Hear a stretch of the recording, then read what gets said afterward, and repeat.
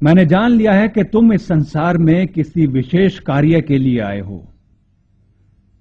मैं आज से तुम्हें नाम दान देने का हक देता हूं और तुम्हें संत की उपाधि से विभूषित करता हूं। आप मेरे सतगुरु हैं, परम संत हैं महाराज।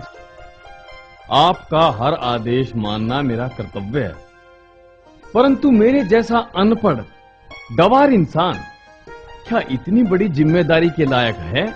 मूर्ख, इसमें पढ़े लिखे वाली बात कहां से आ गई?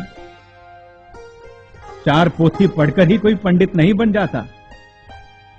तो अपने आप को अनपढ़ समझता है। तू देखना, एक दिन तू बाहर के मुल्कों तक में जाएगा और राधा स्वामी के नाम को रोशन करेगा। तुझे तो बस मेरा हुक्म बजाना है, करना तो सब मुझे ही है। अपने सतगुरु के हाथों नामदान का अधिकार मिलने के बाद भी हुजूर साहब को अपने सतगुरु के रहते भक्तों को नामदान देते संकोच होता था।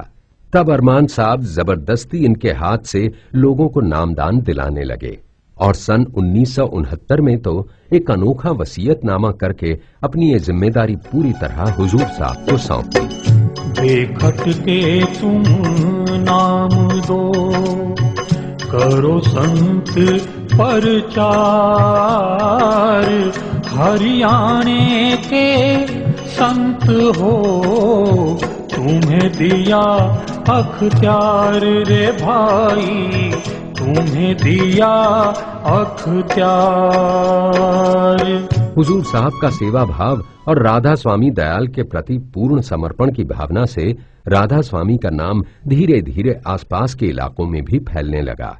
हुजूर साहब की इस बढ़ती ख्याति से बहुत से लोगों को ईर्ष्या भी हुई और उन लोगों ने आर्य समाज या दूसरे पंथों की आड़ में हुजूर साहब का विरोध करना शुरू किया। कुछ आर्य समाजी भी इनके विरुद्ध थे। इन लोगों ने 10-20 दिन तक दिनोद व आसपास के गांवों में महाराज जी के विरुद्ध काफी प्रचार किया। एक दिन भिवानी के बाजार में एक आर्य समाजी इन्हें मिल गया। उस वक्त उसके हाथ में महाराज जी के विरुद्ध छापे गए इश्तिहार थे। उस आदमी ने महाराज जी से पूछा, भगत, ये इश्तिहार दिनोद में पहुंचा दोगे? हाँ, जरूर पहुंचा दूंगा। ये इश्तिहार आपके विरोध में छापे गए हैं, फिर भी पहुंचा दोगे? हाँ हाँ, पहुंचा दूंगा। महाराज जी की विशाल हृदयता देखिए। उन्होंने अपने विरुद्ध छपवाए गए इश्तिहारों को गांव में अपने हाथों से पहुंचाया। इस बारे में महाराज जी का कहना था, निंदक मेरा नाम रो, जीवो आदि जुगादि,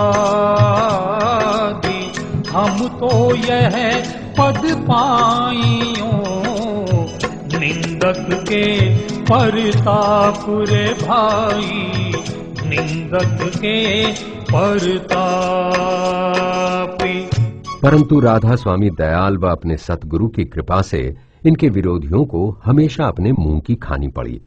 बहुत से पंथों ने तो हुजूर साहब को अपने पंथ में शामिल करने के इरादे से बड़े पद का लालच भी दिया, परंतु हुजूर साहब ने ऐसे लोगों को हमेशा मुंह तोड़ जवाब दिया।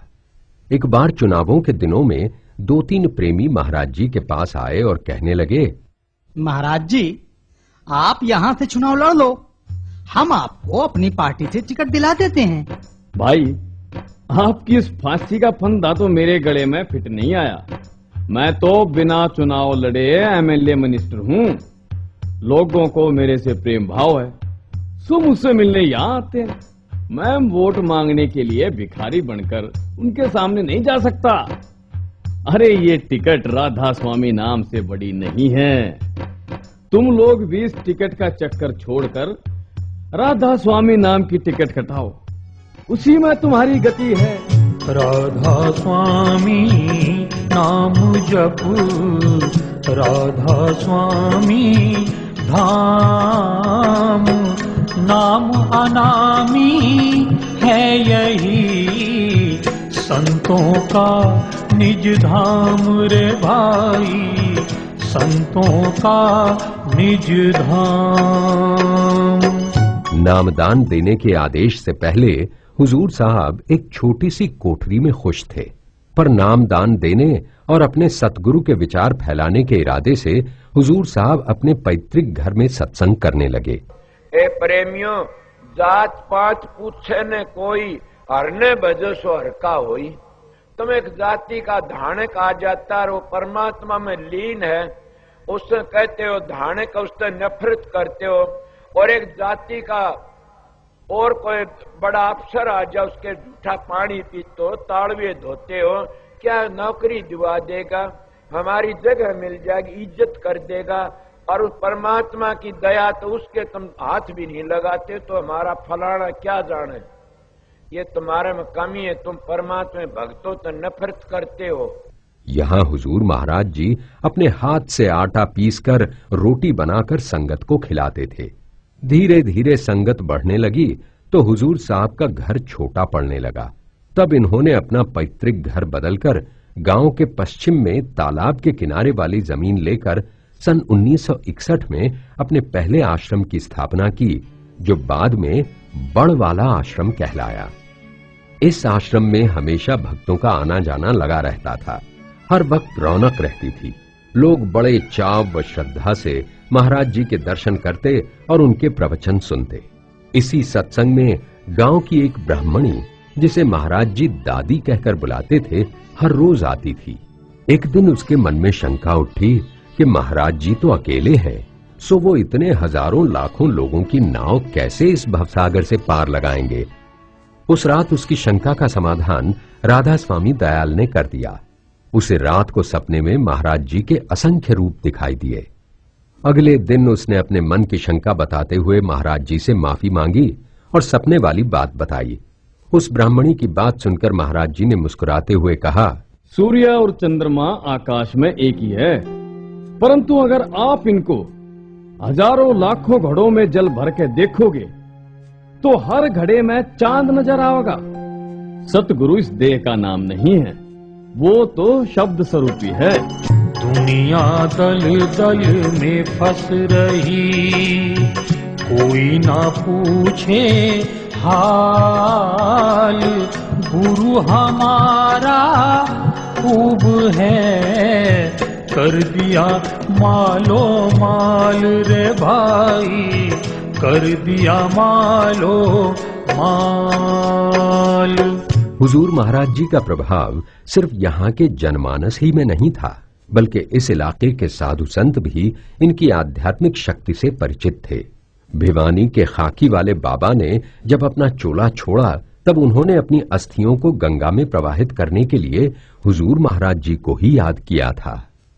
इसी तरह महात्मा रतनदास ने भी अपने अंत समय में अपने पास आए केलंगा के सत्संगियों को दिनोद आश्रम में जाकर हुजूर महाराज जी के साथ सत्संग करने का निर्देश दिया था।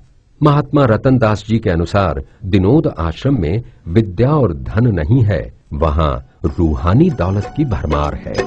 सच्चे गुरु के पास में सच्चा मिलता ज्ञान, तारा चंद वह कर रहे सबका आदर मान रे भाई, सबका आदर मान। हुजूर महाराज जी सिर्फ अपने गांव दिनोद में ही सत्संग का आयोजन नहीं करते थे, बल्कि गांव-गांव पैदल या साइकिल पर घूम घूम कर सत्संग आयोजित करते थे। एक बार हुजूर महाराज जी सत्संग करने एक गांव में गए थे। सत्संग के बाद विश्राम के लिए महाराज जी एक घर में रुक गए। उस घर में महाराज जी के दर्शन करने आए लोग कुछ समय बाद चले गए। तब महाराज जी घर में अकेले रह गए।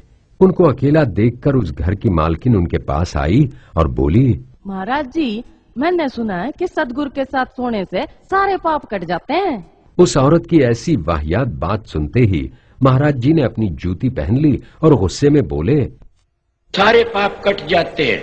ए पापड़, मेरे को तो आर्डर था मेरे गुरु का कि अकेली लड़की तो बात मत करिए, मैं तेरे घर ही नहीं बढ़ूंगा कभी भी। इतना कहकर महाराज जी वहां से चले गए। औरत जात के बारे में महाराज जी का कहना था, एक नारी सो सदा दती, अपनी नारी को नारी समझो और माता बहन समझो, और मेरी माता अपने पति को पति समझो और सब भाई भतीजे समझो। इसी तरह के दो और किस्से महाराज जी के साथ विदेश में भी हुए थे, जहां 2 महिलाओं ने महाराज जी के सामने शादी का प्रस्ताव रखा था। इनमें से एक महाराज जी से शादी करके ऐश करना चाहती थी, तो दूसरी इस रास्ते पर अपनी मुक्ति का मार्ग तलाश रही थी। महाराज जी ने पहली को उपदेश दिया कि उनके जीवन में मां, बहन और बेटी के अलावा स्त्री का चौथा कोई स्थान है ही नहीं, और दूसरी स्त्री को समझाते हुए कहा, तू मेरी मां है, मैं तुम्हारा बेटा हूं। मैंने बेटा बनकर तुम्हारे चरण स्पर्श कर लिए। मेरे स्पर्श मात्र से अगर तुम्हारा उद्धार होना है तो वो अब भी हो जाएगा। नारी की झाई पर